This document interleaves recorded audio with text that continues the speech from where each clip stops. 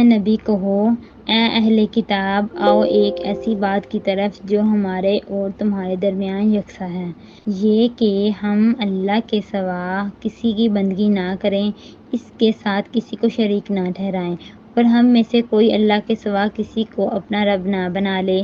اس دعوت کو قبول کرنے سے اگر وہ منہ موڑیں تو صاف کہہ دو کہ گواہ رہو، ہم تو مسلم صرف خدا کی بندگی و اطاعت کرنے والے ہیں۔ اے اہل کتاب، تم ابراہیم کے دین کے بارے میں ہم سے کیوں جھگڑا کرتے ہو؟ تورات اور انجیل تو ابراہیم کے بعد ہی نازل ہوئی ہیں، پھر کیا تم اتنی بات بھی نہیں سمجھتے؟ تم لوگ جن چیزوں کا علم رکھتے ہو ان میں تو خوب بحثیں کر چکے، اب ان معاملات میں کیوں بحث کرنے چلے ہو جن کا تمہارے پاس کچھ بھی علم نہیں؟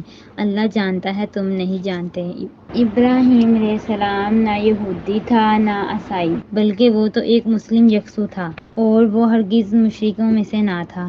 ابراہیم علیہ السلام سے نسبت رکھنے کا سب سے زیادہ حق اگر کسی کو پہنچتا ہے تو ان لوگوں کو پہنچتا ہے جنہوں نے اس کی پیروی کی، اور اب یہ نبی صلی اللہ علیہ وسلم اور اس کے ماننے والے اس نسبت کے زیادہ حقدار ہیں۔ اللہ صرف انہی کا حامی و مددگار ہے جو ایمان رکھتے ہیں۔ اے ایمان والو، اہل کتاب میں سے ایک گروہ چاہتا ہے کہ کسی طرح تمہیں راہ راست سے ہٹا دیں، حالانکہ در حقیقت وہ اپنے سوا کسی کو گمراہی میں نہیں ڈال رہے مگر انہیں اس کا شعور نہیں ہے۔ اے اہل کتاب، کیوں حق کو باطل کا رنگ چڑھا کر مشتبہ بناتے ہو؟ کیوں جانتے بوجھتے حق کو چھپاتے ہو؟